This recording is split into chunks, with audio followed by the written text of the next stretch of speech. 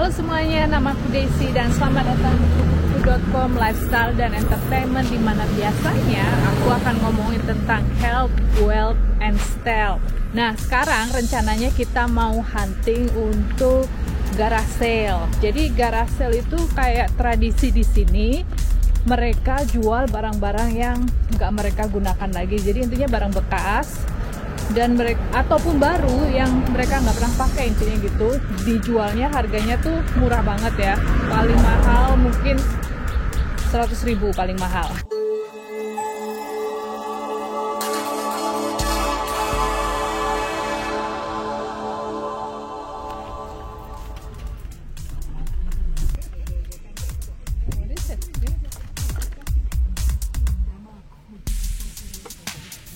Okay.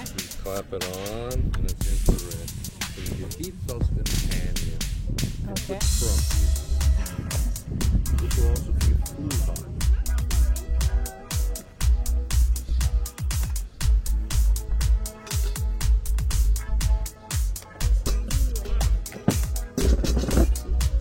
Yang satu ini kita nggak ada yang mau, nggak ada yang suka. Nah, sekarang rencananya kita mau pergi makan siang.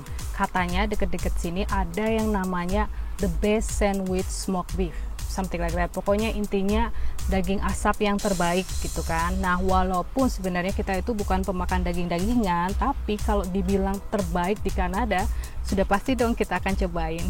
One long pickle. Long pickle. Yeah. We got it in there. Nice. Dripping on me. Bite. I don't want.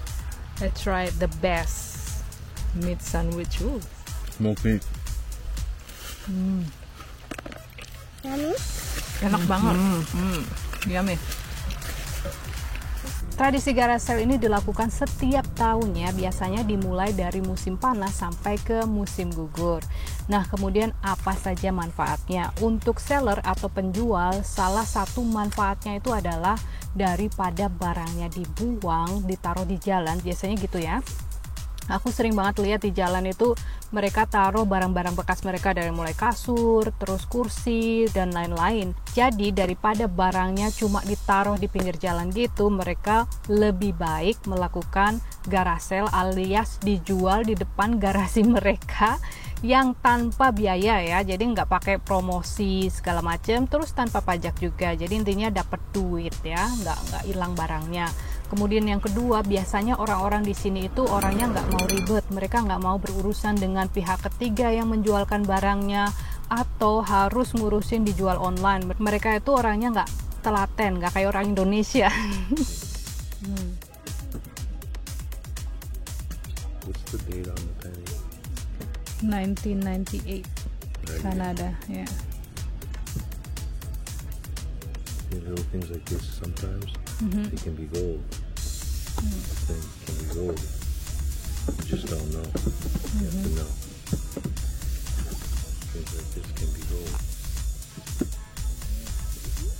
Nah, ada juga orang yang memiliki usaha di bidang jual beli barang antik. Kebetulan kita suka koleksi barang-barang antik. Cuma karena kondisi dan situasi saat ini, mereka tidak bisa melanjutkan bisnis seperti biasa, tokonya nggak bisa buka kan. Jadi mereka mengambil kesempatan ini, garage sale, jualan di depan garasi mereka, untuk mencairkan aset-aset mereka yang cuma nongkrong aja ya, nggak ada yang lihat, nggak ada yang beli. Terus keuntungannya untuk pembeli itu apa saja? Nah, setiap orang itu pasti punya alasan yang berbeda-beda. Untuk aku sendiri, yang pertama itu adalah practicing abundance, alias segala sesuatunya itu berlimpah ruah dengan harga yang murah. Jadi modal dompet seperti ini, alias duit yang kecil-kecil seperti ini ya, atau receh, aku bisa membeli barang yang juta-jutaan harganya. One man waste, another man wealth. Maksudnya apa? Buat seseorang mungkin hal tersebut dianggapnya sampah, tapi buat orang lain mungkin dianggapnya sebagai sesuatu yang bagus, yang kaya kayak gitu ya, yang mencerminkan simbol kekayaan. Contohnya, ini adalah Victorian vanity set. Jadi ini brassnya dari tahun 1930-an ya. Jadi dari zaman Victorian, zaman dulu. Ini aku beli harganya cuma $1 aja, tapi kalau kita jual kembali atau kita lihat online walaupun bekas juga harganya itu sekitar $65. Next, rare vintage powder alias tempat menyimpan bedak, musical box. Jadi bentuknya seperti ini. Ini sama ya, dari 1930-an. Jadi zaman dulu ditaruh bedak di dalamnya, terus kita kayak gitu-gitu ya. Nah ini aku beli dengan harga $1, tapi kalau kita lihat online harganya sekitar $131.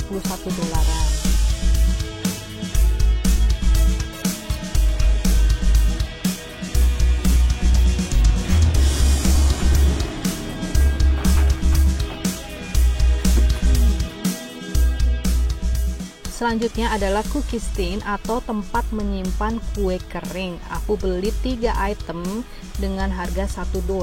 Biasanya barang yang sama ini dijual dari mulai harga $40 sampai ke $97. Selanjutnya adalah Turkish carpet. Dulu aku beli dia itu harganya $4. Nah kalau kita lihat online barang yang sama itu harganya sekitar $247. Selanjutnya adalah tenda untuk 6 orang. Aku beli harganya $20, dan kalau kita lihat online harganya sekitar $149. Nah selanjutnya adalah wooden totem mask atau hiasan dinding. Ini aku beli satu setnya itu isinya 2, harganya cuma $2. Nah kalau aku lihat online harganya sekitar $198. Yang selanjutnya adalah French Victorian Gold Mirror. Aku beli harganya $10, tapi kalau kita lihat online dia biasanya dijual dengan harga $235.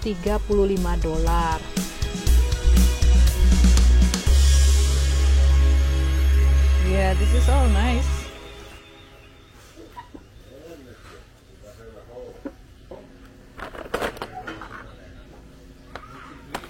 You have the foot pedal.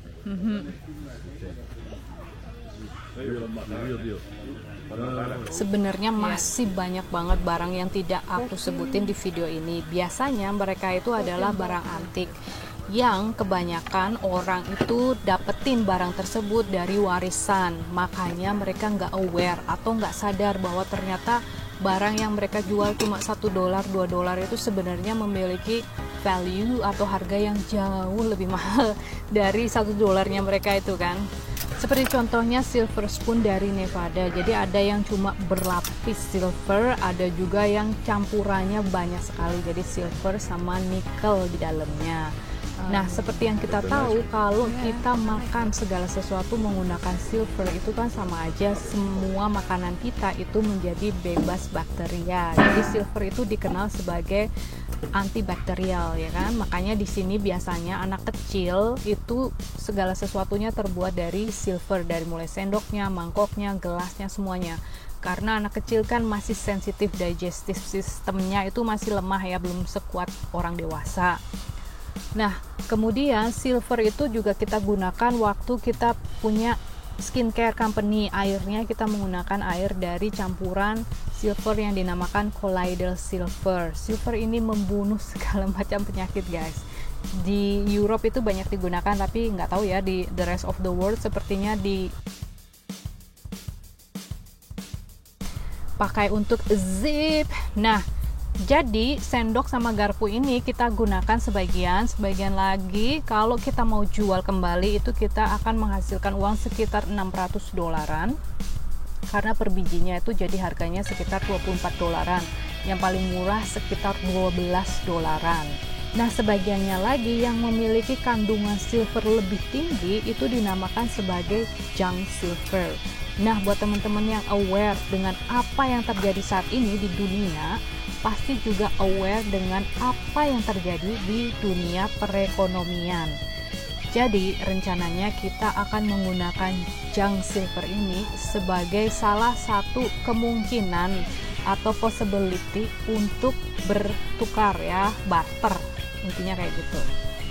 Nah, buat teman-teman yang nggak tahu apa yang aku maksud, mungkin bisa mencari tahu lebih dalam lagi. dan mungkin bisa dipikirkan untuk mulailah mengkoleksi segala sesuatu yang bisa digunakan sebagai alat barter.